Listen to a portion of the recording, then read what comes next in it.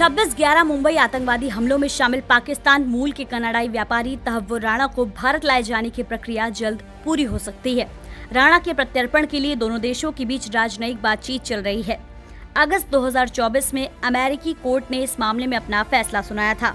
Court ने Bharat America प्रत्यर्पण संधि के तहत ये फैसला सुनाया था।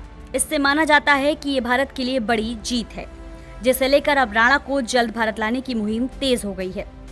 आपको बता दें कि भारतीय जांच एजेंसी NIA 2008 में लश्कर-ए-तैयबा के 26/11 के हमलों में उसकी भूमिका की जांच कर रही है। राणा को अमेरिका में भारत के प्रत्यर्पण अनुरोध पर गिरफ्तार किया गया था। NIA अधिकारियों ने बताया कि उसे राजनयिक माध्यमों से भारत लाने की प्रक्रिया चल रही है। अमेरिकी कोर्ट ने खारिज की याचिका। राणा पाकिस्तानी मूल का कनाडाई बिजनेसमैन है। राणा ने अमेरिकी कोर्ट में अपील दायर की थी, लेकिन अमेरिका के कोर्ट ने राणा की याचिका खारिज कर दी। कोर्ट का कहना है कि राणा को भारत प्रत्यर्पित किया जाएगा, यानी कि राणा को भारत भेजा जाएगा। राणा पर मुंबई में आतंकवादी हमलों में शामिल होने का आरोप है। उसके खिलाफ एक अंतर्राष्ट्रीय गिरफ्तारी वारंट जारी किया गया था। NIA ने एक चार्जशीट भी दायर की थी। राणा ने की आतंकी हेडली की मदद। अदालत की सुनवाई के दौरान अमेरिकी सरकार के वकीलों ने तर्क दिया कि राणा को पता था कि उसका बचपन का दोस्त डेविड हेडली लश्कर-ए-तैयबा में शामिल है। हेडली एक पाकिस्तानी अमेरिकी है। राणा ने हेडली की मदद की और उसे अपनी गतिविधियों के लिए सुरक्षा प्रदान की।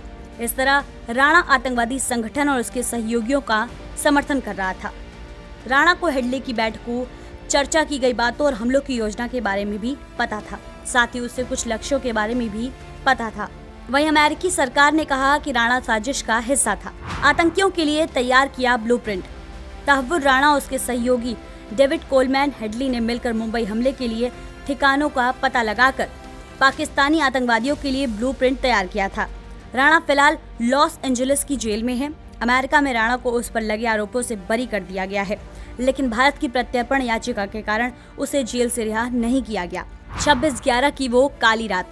26 नवंबर 2008 एक ऐसी तारीख जिसे याद कर सबकी आंखें गमगीन हो जाती हैं। दहशत की तस्वीरें आंखों के सामने तैरने लगती हैं। ये तारीख देश की आर्थिक राजधानी मुंबई के पुराने घाव को कुरेदती है। आपको बता दें कि पाकिस्तान में प्रशिक्षित और अत्याधुनिक हथियारों से लैश लश्कर-ए-तैयबा के 10 आतंकवादियों ने एक नाव के सहारे समुद्र के रास्ते मुंबई में प्रवेश किया था और कई जगहों पर अपनी दहशत और क्रूरता के निशान छोड़े थे। उन्होंने भीड़ भाड़ वाली जगहों और प्रतिष्ठित इमारतों को निशाना बनाया था। उनका ये हमला और उन्हें ढेर करने की जद्दोजहद 4 दिन तक चलती रही। इस आतंकी हमलों में 160 से ज्यादा लोग मारे गए थे और 2 से ज्यादा लोग घायल हुए थे। 26 नवंबर 2008 की उस रात को मुंबई में सब कुछ सामान्य चल रहा था। अचानक पूरे शहर में अफरा तफरी मच गई और डर का माहौल बन गया। शुरू में किसी को अंदाजा नहीं था कि मुंबई में इतना बड़ा आतंकी हमला हुआ है। इस दौरान हमलावरों ने बंधकों को पकड़ लिया, सुरक्षा बलों के साथ गोलीबारी की और नागरिकों पर क्रूर हमले किए, जिसके परिणाम स्वरूप 18 सुरक्षा कर्मियों सहित 166 लोगों की मौत हो गई और 300 से ज्यादा लोग घायल हुए थे। ये हमले लगभग 4 दिनों तक चले। एनकाउंटर में पुलिस ने 9 आतंकवादियों को मार गिराया और अजमल कसाब को गिरफ्तार किया था। 2012 में उसे फांसी दे दी गई। ऐसे में ये माना जा रहा है कि 26/11 केस में एक जरूरी मोड़ आ सकता है।